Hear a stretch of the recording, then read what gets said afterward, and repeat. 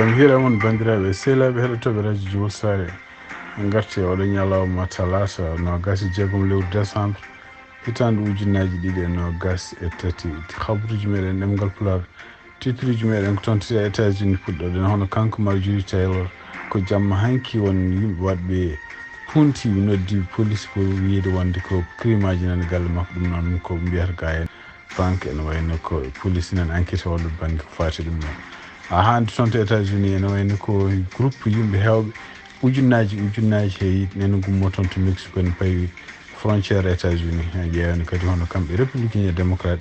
ko hol pression ɓe mbaɗe kanko président Joe Biden oɗo saha joni habruji meɗen ha international ene wayno guiɗoɗen ko toon to Russie hono kanko Alexei Navalny o wawi yaltude e télévision haalde walla kamɓe ex ɗum noon ko wonno Twitter pour wiide mo selli e kadi won mona kaso gonɗo to banggue funnague walla banggue worgo Russie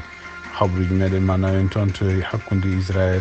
walla hakkude Israël naaɓe e Palestine naaɓe walla Hamas e ɗum noon ko haare nde holto yarata oɗo saha joni tumnade e Al Jazeera ma en ƴeewa kadi pellodiral bangal hakkude kamɓe Houthi en to Yemen e kamɓe kadi Israël naaɓe habruji men ma international kadi ma en toon Mali hono kanko imam Mamoudou Dicko o ene waɗi réaction hannde o yalti télévision mo haala won gueɗe wonɗe ganduɗa o takkanoɗe oɗo dumunde fof wiyede wonde ko kanko waɗi makko yaadi yeehi Algérie foti toon e waɗa boniyankoɓe ƴeewen yaññade ko haali ko kanko Mahmoud Dicko ma en jokkodir kadi Tidiane Niango wakka en kañumne holɗo élément mo jogui nen ko fati coftal ɓalli donc ɗum won titre uji men ɓurɗi mawnude oɗo journal man garta desuji muɗum joni joni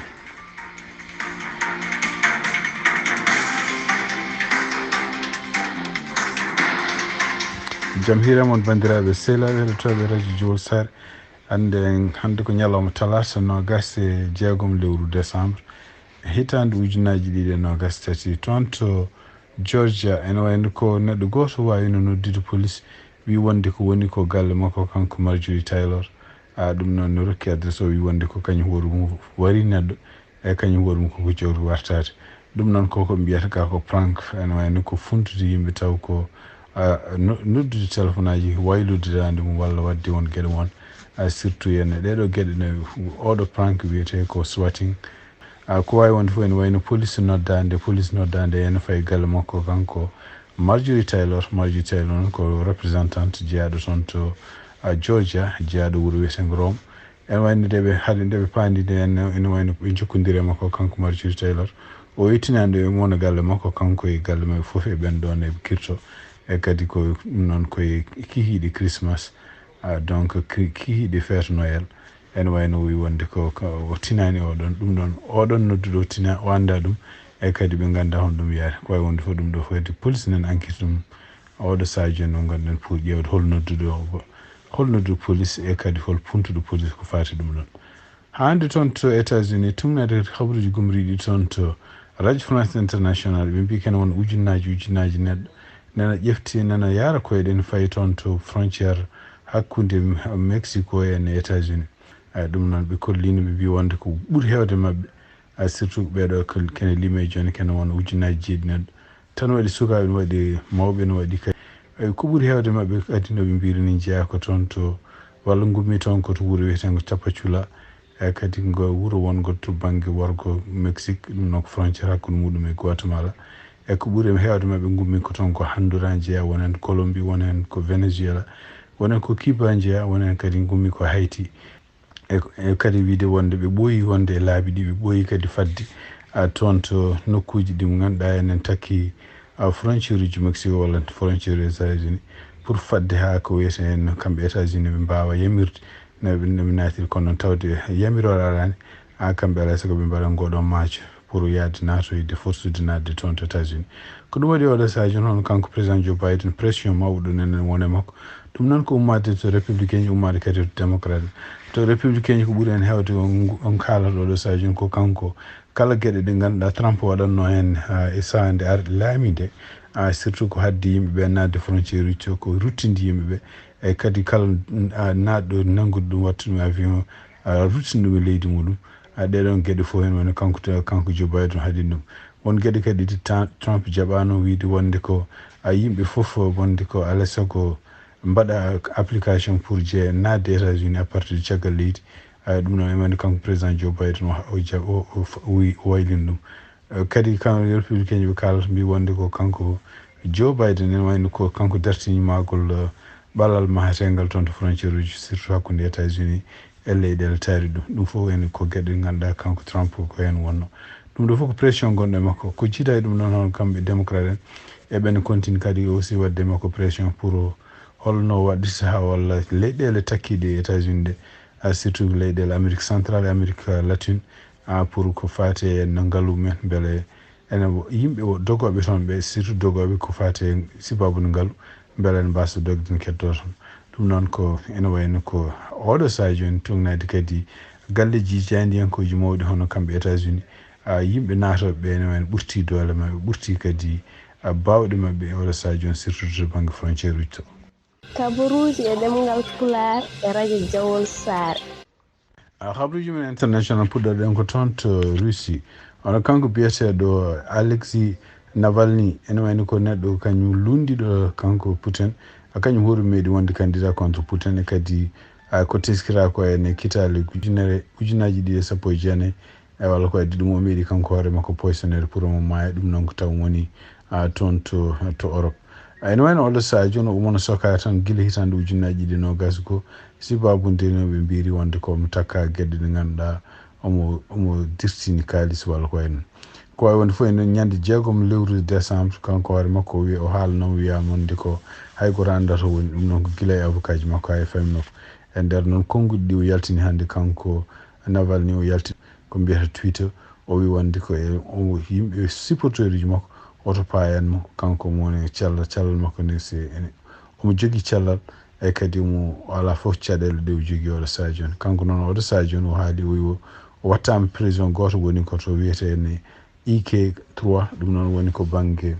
nokkuji ɗi ganduɗa enen woɗɗi seeɗa woni koto to colonie ɓe mbiyata ɗum Pulaar Wolf ɗum noon ko banggue rewo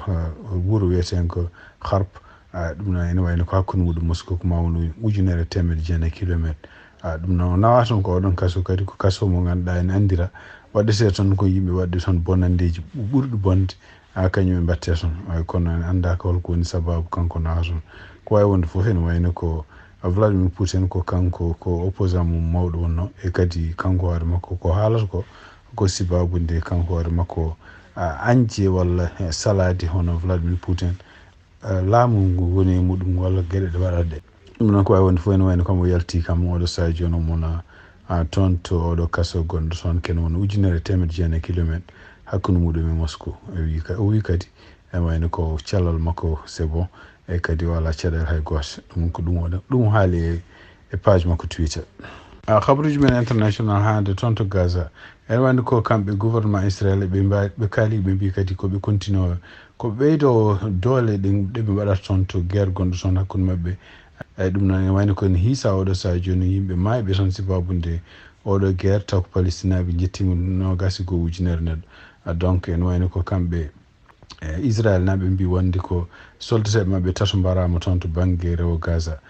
ha hande ene wayno ko kala ko wullete ko fate cessez-le-feu kamɓe Israel naɓe jaɓani jabat ɗum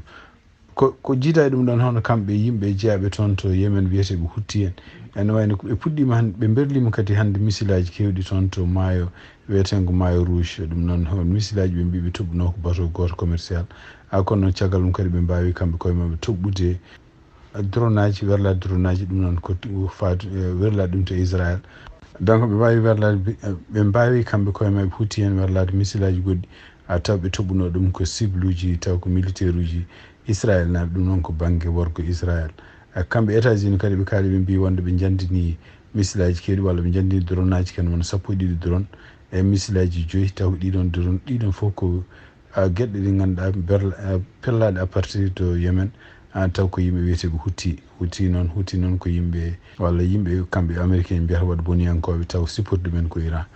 ko wawi wonde fof ene wayno ko semaine woni ɗo hono kanko gardiɗo défense mo États-Unis ano biyeteɗo Lloyd Austin o haali no wi wonde ko ken wona 12 ley walla leyɗele 10 mbawi jaɓodirde pour wadde fedde rende maayo wiyeten ko mer rouge ngo ɗum noon ko batuji ɗi ganduɗa nawoji taw ko nawoji ko hen pétrole en walla nawoji marchandise ko hen ndewata ɗum noon kamɓe huuti hen tawde ɓe continue pello ɗum ɗon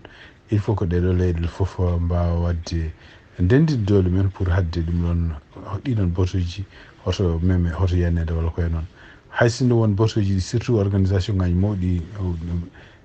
toppiti baɗoji jeeɗi ɗiɗon batuji kaali mbi wonde ko oɗo saha joni kañumen koye men ma taaro ngoɗo maayo mer rouge pour mbasa rewde toon si babude danger wonande batuji men wonande kadi yimɓe liggotoɓe e ɗiɗon batuji. Habruji men international toon to Mali hono kanko Imam Dicko o yalti hande télévision ɗum noon o yalti kadi komo woni hôpital omo jooɗe diwa makko kono o jaabima question ngaji kewɗi ɗi noon ko namdanomo walla haalanomo ñande wiyama wonde ko komɓe gouvernement Mali ɓe mbawino noddude ambassadeur mo Algérie toon to Bamako pour hollude ɗumen wasde ɓe weltade sibabunde gouvernement Algérie wawi fottude officiellement e yimɓe wadbuniyankoɓe surtout wiyeteɓe Touareg en ɓe mbi kadi wonde gouvernement Algérie kañum wawino fottude toon e biyeteɗo Imam Dicko ɗum ɗo fof ko hunde nde ganduɗa en yaaji noon fewi wonde ko kanko Imam Dicko hawnaki gueɗe ɗo waɗa ɗe ko gueɗe lundiɗe laamu joni noon o ene wayno ko e nder konngol ngol haala o wi wonde ko hankkadi o faami wonde ko alay saago won gueɗe hankkadi o haalta ɗum ha laaɓa o wi e nder konngol makko haali o wi wonde ko nde o ari toon to Mali nde o ari toon to Algérie o faamino wonde ko yimɓe ganduɗa gouvernement mo Mali représentant ji mum kañumen kon ene ponno aussi arde mais nde ɓeɗon tini wonde o ari wonde kanko hoore makko ko invitade e kañumen koye mum kayti arde mbawi annude mbasi ene wayni gulti mbi hankkadi ko garani donc ene wayni ko nde o yettinde kanko hoore makko ɓe mbi wonde ko o nani ene haaleni wiyande ko imam leydi Mali ari toon ari nan Algérie oɗo saha joni e kañum oɗon imam kadi kañum hoore mum nana jokkodire ko wiyete waɗa boniyankoɓe e kadi imam o kañum hoore mum ne rokkannoɓe kalis oy ɗum ɗo fof ko fenade oy donc yimɓe haaloɓe taw ko haalata ko ene inde mabɓe kamɓe militaire ɗi mbi wonde ko imam leydi ndi woni ko Algérie actuellement e kañum hoore mum ne jokki ene rokka kalis ɓeɗo rebelle en ɗum ɗo fof ko gueɗe ɗe ganduɗa bonnuɗiɗe makko oy kanko ala ko wawi wadde kene ɓuura yidde leydi makko oy kadi kala ko dañi ko sibabude leydi makko oy ɗum noon e wayno ko nanodiral yaade toon kamɓe kanko imam o e kamɓe rebelle en e kamɓe gouvernement ko alay saago ɗum ɗon wooda par ce que ko wawi hebde surtout banggue rewo leydi Mali fof alay saago Algérie yetto ɗum ko ɗum woni donc gueɗe kalteɗe fof ko kamɓe gouvernement surtout ko kanko président Goïta o wi ko guille nde warti makko président Goïta koko sali fottude makko oy ɗum noon ene wayno ko alay saago hunde nde ha laaɓa oɗo transition gonaɗo mo gasata holto transition haalata ene wayno ko ɓene continue tan eɓene tourno pour tourti po ɓe jiiɗa oppude laamu ɗum noon ko kanko Imam Dicko haali ɗum bandiraɓe sehlaɓe heɗotoɓe radio Jool Sare ma en jokkodir joni Tijane Niang o waro kuden kadi élément ji ɗi jogui ɗi waɗani en hannde ko fati coftal balɗe Tijane Niang bisimilla. Assalamu aleykum wa rahmatullah tedduɓe heeɗiɓe halirde radio Wol Sare joni kabaruji men coftal balɗe gadorɗen kabaruji men coftal balɗe koye nder leydi Mauritanie caggal jaltugol liste équipe nationale mo leydi Mauritanie jamma hanki andamo programme uji stage équipe nationale mo leydi Mauritanie jogori yuɓɓindo e lamorgo leydi Mauritanie Nouakchott ma duumo balɗe nayyi ko siftinde bandiraɓe ɗiɗo séance uji entraînement foof ene gudditani public programme o jogori fuddade ko ñalawma alkamis ene hawray nogas e jeetati lewru décembre hitande ujunnaji ɗe nogas e tati so woni 16h GMT woni première séance entraînement équipe nationale mo leydi Mauritanie ñalawma aljuma nogas e jeenayyi lewru décembre sanga waktuji sappo woni 10h GMT deuxième séance entraînement ñalawma aset ne hawray capantati lewru décembre troisième séance entraînement équipe nationale mo leydi Mauritanie wonata ko 15h30 GMT dernière séance entraînement équipe nationale mo leydi Mauritanie wonata ko ñalawma alet woni dimanche ne hawray capantati e go lewru décembre sanga waktuji jeenayyi woni 9h GMT fawa hen waktuji seeɗa e ñalawma alet o hono équipe nationale mo leydi Mauritanie so woni 13h GMT maɓe gummoɗo e lamorgo leydi Mauritanie gam tinda to leydi Tunisie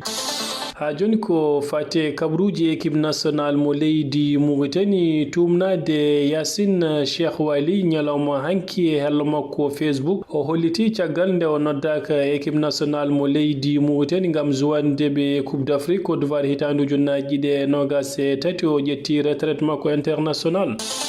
tumnade biteɗo Khadim Diaw e hello makko Facebook o holliti weltare makko mawde ngam noddede équipe national mo leydi Mauritanie. Kabruji men coftal balli e gummodɗo e lamorgo leydi Mauritanie jaɓanten ko to leydi Sénégal ñalawma janggo alkamisa ene tijja hono keblowo kippu leydi Sénégal Aliou Cissé ma noddu doggol Sénégal naɓe jogorɓe fettande équipe national mo leydi Sénégal coupe d'Afrique Côte d'Ivoire hitande ujunnaji ɗe nogas e nayyi ko siftinde bandiraɓe hono regroupement équipe national mo leydi Sénégal jogori fuɗɗade ko ñalawma aset jencude championnat ji dunde Europe gadorɗen ko Premier League championnat mo leydi Angleterre kiwdire mum ñalawma hande kippu Nottingham Forest kañum wawi yaade nder terre Newcastle woni ɗum ha ɗiggi bituji tati e goto kippu Liverpool kañum wawi hebde polgue yesso kippu Burnley loggi ɗiɗi ndiga Manchester United kañum wawi hebde polgue yesso kippu Everton loggi tati loggi ɗiɗi championnat mo leydi Angleterre ene jokki ñalawma janggo so woni 19h30 GMT kippu Chelsea ma hewdira kippu Crystal Palace 20h15 GMT kippu Everton ma jabbo kippu Manchester City gudiren kabruji men championnat mo leydi Arabie Saoudi kiwdiral ñalawma hande kippu Ittihad kañum jabino kippu Al Nassr mo Cristiano Ronaldo ko Al Nassr wawi hebde polgu loggi joyi e loggi ɗiɗi ko siftinde bandiraɓe hono biteɗo Cristiano Ronaldo e Sadio Mané goto e mabɓe fof wawi addude loggi ɗiɗi e ngal ɗo kiwdiral